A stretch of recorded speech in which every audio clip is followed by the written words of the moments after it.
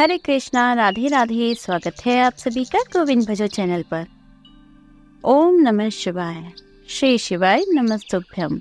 सावन मास महात्म्य में कुल 30 अध्याय हैं, जिनमें से रोज आप एक अध्याय की कथा सुनेंगे। इसे आप रोज हमारे चैनल पर सुन पाएंगे। आज की इस वीडियो में हम सुनेंगे श्रावण मास महात्म्य का 12वां अध्याय, जिसमें स्वर्ण गौरी व्रत का वर्णन तथा व्रत कथा कही गई है। ईश्वर बोले, हे ब्रह्मपुत्र, अब मैं स्वर्ण गौरी का शुभ व्रत कहूँगा। यह व्रत श्रावण मास में शुक्ल पक्ष की तृतीया तिथि को होता है।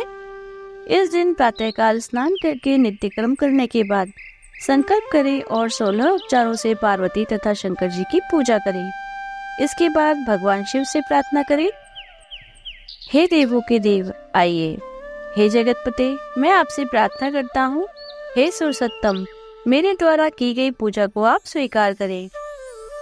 इस दिन भवानी पार्वती की प्रसन्नता और व्रत की पूर्णता के लिए दंपतियों को 16 वायन प्रदान करें और द्विश्रेष्ठ की प्रसन्नता के लिए मैं यह वायन प्रदान करता हूँ, ऐसा कहें। चावल के चूर्ण के 16 पकवानों से 16 बांस की टोकरियों को भरकर तथा उन्हें वस्त्र आदि से युक्त करें और पुनः 16 द्विज दंपतियों को बुलाकर इस प्रकार कहते हुए प्रदान करें, व्रत की संपूर्णता के लिए मैं ब्राह्मणों को ये प्रदान कर रहा हूँ। मेरे कार्य की समृद्धि के लिए सुंदर अलंकारों से विभूषित तथा पतिव्रत से सुशोभित ये शोभामयी सुहागिन स्त्रियां इन्हें ग्रहण करें। इस प्रकार 16 वर्ष अथवा 8 वर्ष या 4 वर्ष या 1 वर्ष तक इस व्रत को करके शीघ्र ही इसका उद्यापन कर देना चाहिए। पूजा के अनंतर कथा का श्रवण करके वाचक की विधिवत पूजा करनी चाहिए। सनत कुमार बोले, हे प्रभु, इस व्रत को सर्वप्रथम किसने किया था, इसका महात्म्य कैसा है और इसका उद्यापन किस प्रकार करना चाहिए, वह सब भी आप मुझे बताइए। ईश्वर बोले, हे महाभाग, आपने उत्तम बात पूछी है। अब मैं आपके समक्ष मनुष्य को सभी संपदाएं प्रदान करने वाले स्वर्ण गौरी नामक व्रत का वर्णन करता हूँ। पूर्व काल में सरस्वती नदी के तट पर सुविला नामक विशालपुरी थी। उस नगरी में कुबेर के समान चंद्रप्रभ नाम का एक राजा था। उस राजा की रूप लावण्य से संपन्न, सौंदर्य तथा मंद मुस्कान से युक्त और कमल के समान नेत्रों वाली महादेवी और विशाला नामक 2 भार्याएं थी। उन दोनों में ज्येष्ठ महादेवी नामक भार्या राजा को अधिक प्रिय थी।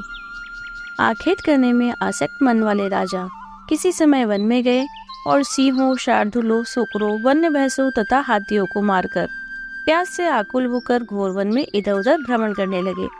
राजा ने उस वन में चकवा चकवी तथा बतखों से युक्त, भ्रमरों तथा पिकों से समन्वित और विकसित मल्लिका, चमेली, कुमुद तथा कमल से सुशोभित अप्सराओं का एक सुंदर सरोवर देखा। उस सरोवर के तट पर आकर उसका जल पीकर राजा ने भक्ति पूर्वक गौरी का पूजन करती हुई अप्सराओं को देखा। जब कमल के समान नेत्रों वाले राजा ने उनसे पूछा, आप लोग ये क्या कर रहे हैं? इस पर उन सब ने कहा, हम लोग स्वर्ण गौरी नामक उत्तम व्रत कर रहे हैं। यह व्रत मनुष्य को सभी संपदाएं प्रदान करने वाला है। हे नृपश्रेष्ठ, आप भी इस व्रत को कीजिए। राजा बोले, इसका विधान कैसा है और इसका फल क्या है, यह सब मुझे विस्तार से बताएं। तब वे सारी स्त्रियां बताने लगी, हे राजन, यह स्वर्ण गौरी नामक व्रत श्रावण मास की शुक्ल पक्ष की तृतीया को किया जाता है। इस व्रत में भक्ति पूर्वक अत्यंत प्रसन्नता के साथ पार्वती तथा शिव की पूजा करनी चाहिए। पुरुष को 16 तारों वाला एक डोरा दाहिने हाथ में बांधना चाहिए। स्त्रियों के लिए बाएं हाथ में या गले में इस डोरे को बांधने का विधान है। यह सब सुनने के बाद संयत चित्त वाले राजा ने भी उस व्रत को संपन्न करके 16 धागों से युक्त डोरे को अपने दाहिने हाथ में बांध लिया। उन्होंने कहा, हे देव देवेशी, मैं इस डोरे को बांधता हूँ, आप मेरे ऊपर प्रसन्न हो, मेरा कल्याण करें। इस प्रकार देवी का व्रत करके वे अपने घर आ गया। राजा के हाथ में डोरा देखकर ज्येष्ठ रानी महादेवी ने पूछा। सारी बात सुनकर वह राजा के ऊपर अत्यंत कुपित हो उठी। राजा ने कहा, ऐसा मत करो, लेकिन रानी ने उस डोरे को तोड़कर बाहर के एक सूखे पेड़ के ऊपर फेंक दिया। उस डोरे के स्पर्श मात्र से वह वृक्ष पल्लवों से युक्त हो गया।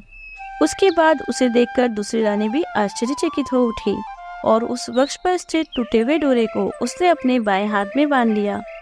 उसी समय से उसके व्रत के महात्म्य से वह रानी राजा के लिए अत्यंत प्रिय हो गई। वहीं ज्येष्ठ रानी व्रत के अपचार के कारण राजा से त्यक्त होकर दुखित हो वन में चली गई। अपने मन में वह भगवती देवी का ध्यान करते हुए मुनियों के पवित्र आश्रम में निवास करने लगी। कहीं कहीं श्रेष्ठ मुनियों के द्वारा यह कहकर आश्रम में आने से रोक दी जाती थी कि हे पापिन, अपनी इच्छा के अनुसार यहाँ से चली जाओ। इस प्रकार घोर वन में इधर उधर भ्रमण करती हुई वह अत्यंत खिन्न होकर एक स्थान पर बैठ गई। तब उसके ऊपर कृपा करके देवी उसके समक्ष प्रकट हो गई। उन्हें देखकर वह रानी भूमि पर दंडवत प्रणाम करके उनकी स्तुति करने लगी। हे देवी, आपकी जय हो, आपको नमस्कार है। हे भक्तों को वर देने वाली, आपकी जय हो। शंकर के वाम अंग में विराजने वाली, आपकी जय हो। हे मंगल मंगले, आपकी जय हो। तब देवी की भक्ति के द्वारा वरदान प्राप्त करके और उन गौरी की अर्चना करके उसने जो व्रत किया, उसके प्रभाव से रानी का पति उसे घर ले आया। उसके बाद देवी की कृपा से उसकी सभी कामनाएं पूर्ण हो गई। राजा सभी समृद्धियों से संपन्न होकर उन दोनों के साथ राज्य करने लगा। जो स्वर्ण गौरी के इस उत्तम व्रत को करता है वह मेरा तथा गौरी का अत्यंत प्रिय होता है और विपुल लक्ष्मी प्राप्त करके तथा भूलोक में शत्रु समूह को पराजित कर शिव जी के विशुद्ध लोक को जाता है।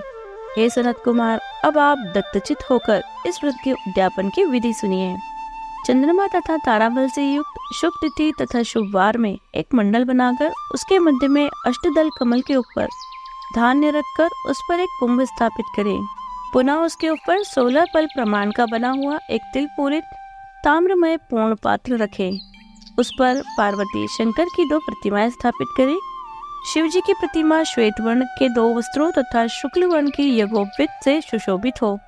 इसके बाद वेदोक्त मंत्रों से विधि पूर्वक उनकी प्रतिष्ठा करें और भली भांति पूजा करके रात्रि में जागरण करें। इसके अनंतर प्रातःकाल पूजा करने के बाद होम करें। सर्वप्रथम गृह होम करके प्रधान होम करें। हवन के लिए यव मिश्रित तिल घृत से पूर्ण रूप से सशक्त होना चाहिए। 1000 अथवा 100 आहुति डालनी चाहिए। इसके बाद वस्त्र, अलंकार तथा गौ के द्वारा आचार्य की पूजा करनी चाहिए और वायन प्रदान करना चाहिए। इसके बाद ब्राह्मणों को भोजन करवाना चाहिए। साथ ही 16 दंपतियों को भी भोजन करवाना चाहिए। अपने द्रव्य सामर्थ्य के अनुसार उन्हें भूयसी दक्षिणा लेनी चाहिए। अंत में हर्षोल्लास से युक्त होकर बंधुजनों के साथ स्वयं भोजन करना चाहिए। यहाँ सावन मास महात्म्य का 12वां अध्याय समाप्त होता है। यदि आपको वीडियो अच्छी लगी हो तो लाइक कीजिए, शेयर कीजिए। आप अपने विचार हमें कमेंट कर सकते हैं।